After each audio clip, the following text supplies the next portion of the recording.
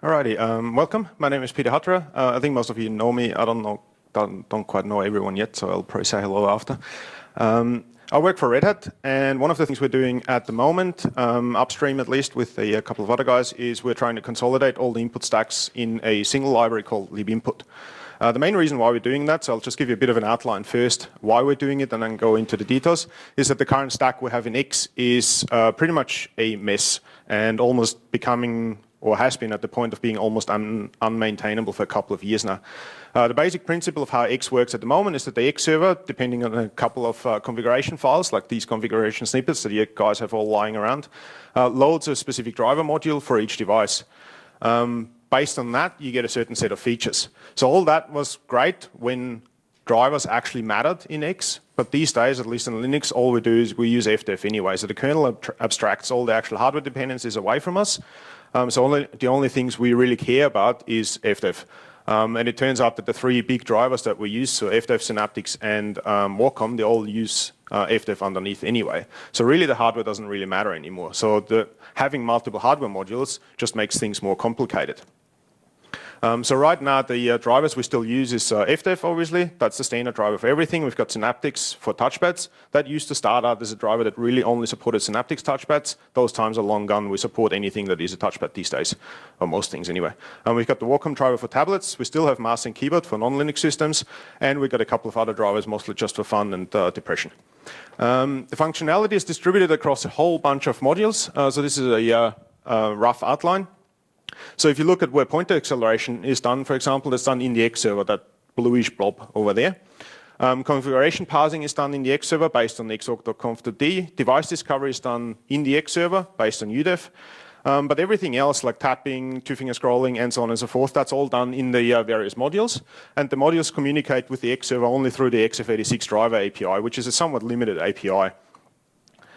The module itself, depending on which one you've got loaded, that pretty much defines which features you get on a specific device. So for example, if you want tapping, you can use Synaptics and hope it works on your touchpad, but you can't use FDEF. If you want two-finger scrolling, you get the choice of Synaptics or Wacom. They're two incompatible implementations, just for fun. Calibration is supported by FDEF and Wacom in completely different options, completely different implementations, and of course how you configure is different as well. Server provides some calibration on top. That's just for fun as well. So one of the side effects, sorry, I'm just going really fast through that because most of you probably know all that anyway. One of the side effects of this is that we have a combinatorial explosion of test cases. Synaptics alone has 70 options. That's just done by a rough git grep and word count. FDEF has 35 options. Wacom has around 69 options that the user can configure on startup. Just to calculate, if we actually wanted to test every combination with everyone, Synaptics alone would have 10 to the power of 101 test combinations that we would have to test for. I mentioned it to the two guys on the bus yesterday. I wanted to make a joke here about that if you can't measure your test cases in mole anymore, then it's probably not good. And it turns out 1 mole is only 10 to the power of 23. So these test cases is, it's not accounting for hardware differences anymore. So you need 10 to the power of 101 test cases for every single Synaptics device. And it also assumes that all the options are just binary options, so on or off. They're not, like calibration and so on and so forth actually takes things. So it's pretty much impossible to test, but the good thing about that is we can't test it anyway because testing the XO is a pain in the ass, especially for input. I gave a talk 2 years ago about the X.Org integration tests. We got a couple of hundred tests in that now, but they all require that you need to fire up a full X server, and then you can run the tests. The problem is the tests you can only run through the X protocol, which means you're already 2 APIs removed from what you actually want to test. And of course, you have to a couple of other local devices to worry about. So XRT currently has a couple of tests that fail if you run them on a laptop, because if there's a local touchpad connected, and you're testing hot plugging for touchpads, then instead of finding the one that you're actually creating to test, it finds both, and then it says, oh, that's not the number I expected. You have duplicate devices. So there's some tests you can only run on a certain machine. And you get the other combinatorial explosion of, are you testing the right version of FDEF with the right version of the server when the right version of Synaptics is loaded? So running XRT on RHEL, for example, is always a quite an entertaining game because you need to fix up for whatever combinations of servers we ship in RHEL, as opposed to what we currently have upstream. And you get all sorts of timing issues. So we're pretty much at the point where we don't know how to fix this, or it's not easily fixable because we've got the features distributed across modules. We have no communication between the modules, so FDev doesn't actually know that Synaptics is loaded and Synaptics can't talk to FDev, which leads to the things that if you know about the T440 laptops, that's the one I have here. I'll probably unplug it by accident if I lift it up. But I don't know if you can see the T440s have like this little the Lenovo track stick in the middle, and they used to have separate physical buttons for the track stick. They don't anymore, at least in this particular model. In this particular model, they've decided to just paint a red line on the top of the touchpad and make that the software buttons for the track stick. I think it took us about 3 months to get this to work once we actually get our hands on this, just to make it work in the Synaptics driver. One of the features we still can't do in the X stack is do things like wheel emulation scrolling. Not wheel emulation, middle button scrolling. So on the track stick, a lot of people use the track stick in that they press the middle button down and then use the track stick, and that generates scroll events. Because if you don't have a scroll wheel, that's actually quite painful sometimes. We can't do that because the buttons are emulated by Synaptics, but the track stick itself is driven by FDev. The two modules can't talk to each other, and therefore we're screwed pretty much. So we're at the point. The important thing is all of these issues I've talked so far, they're all technical issues. None of that is actually caused by the X protocol. None of that is caused by any hardware that's API that's set in stone. We do control all the APIs. We can change them between server versions. We can do whatever we want with them. The problem with that is it's just not reasonable anymore.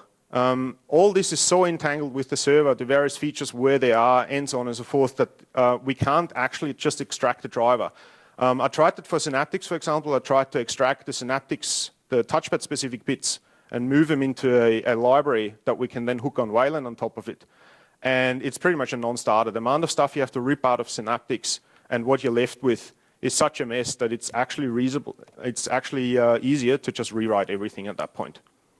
Not least also because we have to think of this. We have had certain options in Synaptics for about 10 years now. And breaking anything, you just get the usual hate mail, and there's only so much I want to have in my inbox. Of course, Wayland makes everything better. We already know that, maybe. So in Wayland, just to give the comparison of the graphics before, in Wayland the compositor takes the role of the X server and the input modules. Which means that every compositor, so instead of the X server and you've got a couple of input modules, you just have the compositor in one thing, which also means that every compositor now needs to re-implement FDev, Synaptics, Wacom, and all the other drivers we already have. Which means you get to play something I call feature bingo. At any point in time, you can play bingo with what feature is currently not working in the compositor you want to run today. So the solution to that was essentially just, how about we just have a single input stack for all Wayland compositors, so that the compositors can go back to whatever they need to composite, and the input is just handled magically in one place everywhere. And that exactly is Libinput. All right, I'll swap the slides. Just a shorter history of Libinput itself. It was started by Jonas in 2003. I think Jonas is here, at least he was on the list. Oh, hey. I don't know how you look like. It's currently at 0.6. We have stable APIs planned very soon, so probably 07 or 08. And it's essentially Western's input subsystem modified into a library. So it was literally take Western, drop everything that's a compositor, just leave the input bits, and then change that into a library, and then we continued from there. It's at this point, it's almost feature equivalent to the X.Org stack. As in, we've got tapping, we've got two-finger scrolling, we've got some support for tablets, not quite finished yet, and so on and so forth. Just to give you the graphics, how the whole thing looks different. So before, the blue thing was the X server. Now we have the compositor up there. The compositor still does the configuration parsing. With the big difference here is that the configurations done here isn't to actually load the modules. That's all hidden away in Libinput. The configuration is really just for things that are decidedly user-specific preferences, such as do you want to enable tapping. Libinput itself does the device discovery. It does pointer acceleration. It has internally, it's got a couple of modules for pointers, touchpads, tablets, and so on and so forth, and they talk to the actual devices, but all that is hidden away. So the API is fairly opaque, but it provides pretty much everything you need, and it comes down to the basic approach. So the basic approach is the compositor just passes a UDEF handle into Libinput, and Libinput does everything from there. The compositor just needs to pass the semantic events. The important thing about Libinput is the target user is the compositor, not the actual user. That always causes a bit of confusion on the mailing lists when we talk about the client or the user and so on and so forth. The only thing Libinput talks to is the compositor or whatever test programs you have, but not the actual user. Yeah, the user gets to use the actual features, but the API is decidedly not user-centric. Also, Libinput is not Waylandy. It doesn't actually care or know about the Wayland protocol. It's a layer below that, which also means that we can use it for an X.Org driver. There's an X.Org driver currently sitting on GitHub. I'll move that to free desktop soon. That does exactly the X server, passes it a path to an event device based on the UDEF discovery. We just hook Libinput up to that, and then we just get everything out of Libinput, and we essentially just take it and pass it along. So the whole driver, I think, is less than 500 lines of code. Possibly mere, but the internals, the important thing about Libinput, it's quite different in terms, if you compare it to the X drivers, where we just exposed every option, we just made everything configurable, much to our detriment, as I said before. In Libinput, the internals are pretty much hidden. So it's essentially the difference between the library written 20 years ago and the library written today. We've got multiple backends, as I showed before. They're not exposed to users, which means we can add them, remove them, change them, and so on and so forth. The API for the compositor is pretty much you pass Libinput a UDEF handle, and everything else comes from the Libinput API. We only expose some configuration options, the ones that we decide make sense. So for example, like those 70 options that Synaptics have, a lot of them work only on specific hardware, in which case we only expose them on that particular hardware, and we decide when that option is available. So for example, what I mentioned before, the top software buttons, if you don't have a T440-like model, you don't get top software buttons. In Synaptics, you could enable it if you wanted it, but we just go with like, okay, this is what the hardware is designed to do, therefore that's what we're going to do. And a lot of the stuff is just generally handled on the hardware. So just to give you an overview of the touchpad features, they're the most interesting ones. Mouse, keyboard is fairly straightforward. Tablet isn't quite there yet.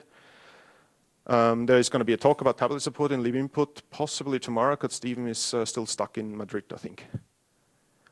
So we have proper multi-touch support. That's probably the biggest change to Synaptics. Synaptics has single-touch support, mainly because it was written in 2001 or something first time. So we actually do know on the touchpads that support it, we know where each finger is, which allows us to do a whole bunch of things like you can press buttons while you're moving the other finger around and it'll just work the way it's supposed to be. We support the top and bottom software buttons on ClickPads. ClickPads, that's the touchpad you have pretty much on every modern laptop. So you don't have physical buttons anymore underneath the touchpad. Instead, you have to press on a certain area of your touchpad and that generates a left or right click. So we support that. We've got two-finger scrolling. I don't know, Hans, how far is edge scrolling coming along? Okay, so we've got edge scrolling is on the to-do list. We've got one, two, three finger tapping. We got click fingers on Apple touchpads because that's the behavior I think Apple does. So if you hold two fingers down and you press down, you get a right click rather than having the decided software button areas that all the Lenovo's and Dells and stuff have. We have palm detection that actually works, which is quite a nice change. No way. Yeah, turns out that once you can rely on certain hardware features, palm detection is actually reasonably easy. Yeah, so a whole bunch of other things. We've got a couple of more exotic features. Most of these are not possible or not reasonably possible in the X driver. So one of the things we do, for example, on the T440 is we reroute the top software buttons through the track stick device. So the track stick device itself looks like a proper device with physical buttons. Amongst other things, that also allows us the wheel emulation I mentioned before. So if I press the middle button down on my touchpad and I use the track stick, I get scroll events. That even works when the touchpad is disabled. So if you go and say, no, I definitely don't want to use my touchpads, the top software buttons will keep working, and the wheel emulation will keep working. We also auto-scale the top software buttons. So if you say, oh, I don't want to use the touchpad, we just increase the size of the top software buttons so they're easy to hit. All that is done just hidden away. It just magically happens when you do these things. We've got normalized point acceleration. So in theory, every touchpad should feel exactly the same as long as it provides correct resolution, which is optimistic at best. But we have to deal with the data the hardware vendors gives us. Yeah, so that's pretty much it in terms of features. In terms of point acceleration, as I mentioned before, as you saw on the graphic, point acceleration has moved into Libinput. So it's at the point where Libinput does the point acceleration, it hands the already accelerated relative events to the compositor, and the compositor moves the little cursor around. We had the original acceleration function we had copied from the X server, which was a bit confusing and quite convoluted. I think it took me about 2 days to figure out what it was doing. And then that didn't even have all the configuration options that the X server acceleration function provides. That's a bit cut off. So one of the things I did recently, we ran a user study. We had effectively 41 effective data sets. We tested 3 different acceleration methods that look kind of the same. So we specifically tested them to be mostly the same. So what you can see here is the red one is the original one that we have in X.Org, and the one we also had in Libinput. The green one was one that looked quite interesting. It's a modified one of the X.Org one that just accelerates a bit slower. And the blue one was just one that we chucked in because it was so simple. It's 3 lines of code. Just to give you, unfortunately it's cut off. The x-axis here is the pointer speed, so the actual physical mouse speed. And the acceleration factor is just by how much you accelerate. So you can see up to an acceleration factor of 1 essentially means we're slowing down the mouse. Then there's a bit of a plateau there where we don't do anything. We just take the hardware events and then we start accelerating until we cap out at the maximum acceleration. So it turns out that with that's probably, yeah, okay, it is visible. So in that user study, and yes, there's a couple of issues with the user study you can point out to me. I already know about them. But one of the things we found was that there's a very, very slim advantage for the 2 new methods. And given that one of them is a total of 3 lines of code, we decided to switch to that. It's a little bit easier to maintain that way. There is also the future option of having per device acceleration functions possible. So for example, the current acceleration function works, in my view anyway, really well on mice. It doesn't quite work as well on touchpads. Touchpads have a bit of a different behavior there. Oh, we can talk about that after a number of beers, so you forget about the talk we had. So the device acceleration functions are still possible. Hans, for example, found out that the track sticks on some Lenovo models are slower than on others. So one of the things, if we can detect which models those are, we can adjust the acceleration function that all the track sticks feel more or less the same by default out of the box. That's future work. We haven't really started going down that path yet. We have a configuration interface. Of course, you need one. The big difference here is, and this is just very quickly done, so that definitely needs more improvement. But one of the things we expose is a configuration interface for 0 is the default. That is what it comes out of the box. -1 is the slowest this device can reasonably go. +1 is the fastest this device can reasonably go. We get to decide what reasonable is. So we don't need to support the massive, like we can slow it down by factor 2000, so you can't move your mouse anymore. It's not really useful to do that. Because we now have that function, it's actually really easy to do these plots. So if you see the green one is -1, so that would be the slowest acceleration. So you see it slows it down and then it caps out at 1-to-1 speed. For most mice, this is painfully slow and probably as slow as you want to go. And then you see the fastest one is the bright blue one. You can see the plateau is a lot shorter. It goes up to a high acceleration factor, but in the end, it's always the same curve, as you can see there. In the initial testing, that worked out well enough. I'm not sure if have we merged that yet? I'm not sure if that's still sitting on my laptop, if we've merged it upstream yet. But this will do for now. I'm currently talking to one of the researchers in Toulouse and hoping I get some input from him. He's been doing point acceleration for a couple of years now. Okay, sorry, I haven't merged that yet. So that nice graph only works on my machine. Tablet support. Stephen is going to talk about that, I don't know, when is it? Tomorrow-ish? Did he move his talk? At the end of the day. Okay. So tablet support was a Google Summer of Code project. And we've got the patches in Libinput. It's still sitting on a branch, but I think it's mostly ready. We just need more exposure of the code. And we've got Wayland support and so on for that as well. So I'll skip that. I'll let Stephen talk about it. As I said before, configuration API. We have a very limited configuration API, so you get to pick things like, do you want to enable or disable tapping? You get to do touchscreen calibration, because if you need to calibrate, we can't do it out of the box, obviously. You can adjust point acceleration speed. We've got natural scrolling. So that's Apple introduced that, where the touchpad essentially goes backwards. Yeah, it's inverted scrolling. That's all it is. Natural scrolling is just easier to Google for. That's why we named it that way. And aside from that, we pretty much have no configuration at the moment. Most of the stuff we just enable based on your hardware, based on whether it makes sense on the hardware. And sometimes we're just like, yes, you want that feature, or yes, you don't want that feature. We have a useful test suite. I'm not going to go into that, but it means that we can actually test devices independent of any compositor. We can test Libinput, and we get the right events in, we get the right events out. Future plans, there's a couple of obvious future plans. Is merge the tablet support, declare it stable, and make it a drop-in replacement for X.Org. So our current plan is for Fedora, for example, we're trying to get Libinput as a default driver into Fedora 22. Possibly, yeah, 22 should be possible. So instead of FDEF Synaptics and so on, we should be able to use it by then. So that's that little driver wrapper that I mentioned before in a slide. The non-obvious plans, and that's where we can start talking. That's where you guys can start talking now. Is we need an interface for something we call button box. So tablet support, when I mentioned before, we have support for tablets, but only for the stylus at this point. We don't actually support the physical tablet, so the square, flat thing. This is essentially just a device with a number of buttons, a number of axes. You don't quite know how the axes are going to be used. So there's Intuos 3, for example, had 2 axes for they're used for scrolling, but they're just essentially touch strips. Intuos 4 had like a little round absolute wheel. So it's essentially just a miscellaneous device that we need to figure out how to handle in Libinput and then in the compositors, and just how to use them. Quite similar to gamepads. I'm not sure if gamepads and button boxes are going to be separate interfaces or not. I just don't know yet. We need raw and unaccelerated mass input, basically for games. In Libinput, that's probably going to be trivial because nothing stops us from just providing raw input in the relative events, and whatever you use, whatever the compositor wants to use, they can use.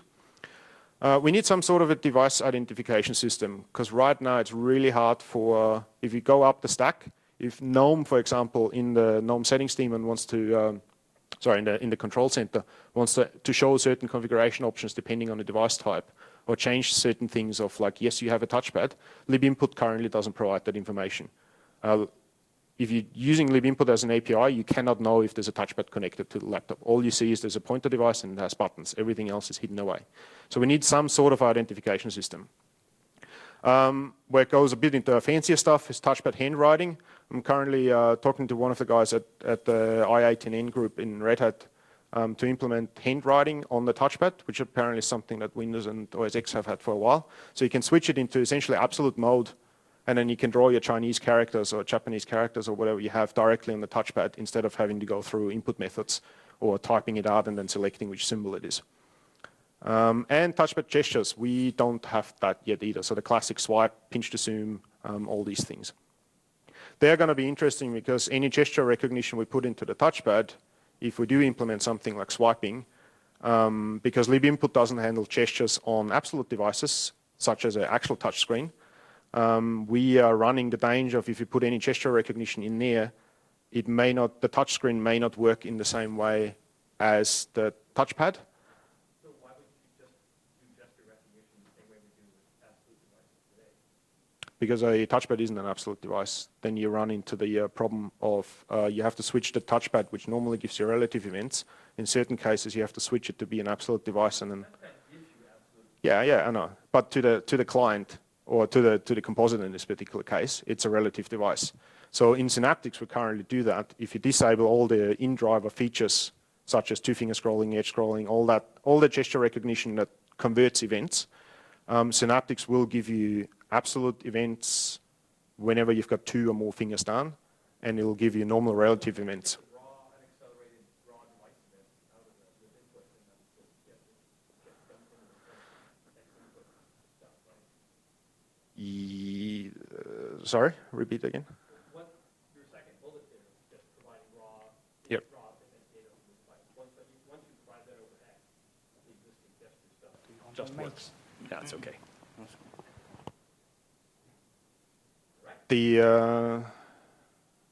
not quite sure I follow you there. So if you, so in X, the relative events stop at the lowest level of the X server. So by the time an X event is an internal event is actually compiled, you don't have relative events anymore. So all the gesture recognition that the whole client stack does is based on absolute events. X does not give you relative events. No, I think the problem is that if we change the touchpad code to just pass through absolute events, we lose all the code there is currently to emulate cloud. Correct, but you're going to provide, if you're going to provide this raw input stream from the input as an alternate stream of data. Yeah. Then you run into the problem of having duplicate event streams, and then you have all the issues of like, how do you sort it out? So Jonas proposed a pointer lock interface for Wayland recently to essentially just lock it for exactly the use case of relative events within it. And that's also where there's the danger of if you send the original event and then you send another one, suddenly you get the same events or not. And it's really hard to associate these events. We had that problem with XO2 and it just doesn't work. So it also goes against the whole, we just want to handle everything inside Libinput and just give you the right event. You can't do gestures inside with You can do gestures on a touchpad, but not for an absolute touchscreen. So the question for the touchscreen is solved, like we're not going to do gestures for that. So we're really talking about touchpad, and that's what I mentioned before, that's where we're on the danger of suddenly the tapping on a touchpad feels different to what GTK emulates in the client side. And that's just something we need to figure out how to handle. Yeah. So the problem begins when a user asks for the following feature: switch my touch screen so that it emulates a touchpad. So sometimes this device is a touchscreen, sometimes it is a touchpad. So what do we do with gestures then? So for this particular use case, there's no general answer, I think, but one of the things I'm planning to do, at least for Libinput, is that in many cases, I'm going to say to users, this is going to be your problem. What we're trying here is get an input stack going that works on 95% of all use cases. As the X stack has shown that, yeah, you can do a lot of things by configuring and changing, and you can have your touchpad that changes into a touchscreen that is then back into a mouse, but it's not something I want to maintain because that is, and I've learned that the hardware, the path to unmaintainability. Does that answer your question in some way, or is that completely out of the... Well, it does answer my question, but then we have the problem of feature parity with Windows, where, for example, on Samsung tablets, this feature works out of the box. On the side, they have a software panel which emulates the touchpad. So anything that's actually hardware is something that we can say, yes, we're going to... So if it's software. or semi-hardware, semi-software, like natural scrolling, for example, is not a hardware feature either, but that is something we can emulate. So my personal stance is, and others may or may not agree on that, is that anything that is reasonable, or let's just say anything that is intended by the device manufacturer is something that we should look at supporting. So which In this would cover case, that it is intended. Yeah, so this would cover this particular feature. Anything that's just, hey, we can do this because we can, is something we need to really look into. So I don't know the exact setup of those tablets. So you'll have to either explain it or explain it to me afterwards, Okay. how exactly that works in detail, and then we can talk about that. Any other questions? Yeah, your 3 lines of code, how do they cope with scheduler jitter? Because the complexity of that algorithm was part of the fact that the timing of the stream of events, particularly if you haven't got preempt turn on, is really poor. I think you're a layer below us with the schedule and everything. So the timing of the events is, one of the things we actually do in Libinput is we take the actual event times. So whatever the time the kernel gives us, that is the time we use for acceleration, which is different to X, for example, where we just take the time whenever it comes in. Oh, well, that's a good answer. Yeah, so. Anyone else? Okay, perfect. So we have a 5 minutes break because the speaker for the next session is not here. So we have the 15-minute breaks and then half an hour. So have fun. Oh, and there's a board of directors meeting for the directors. So.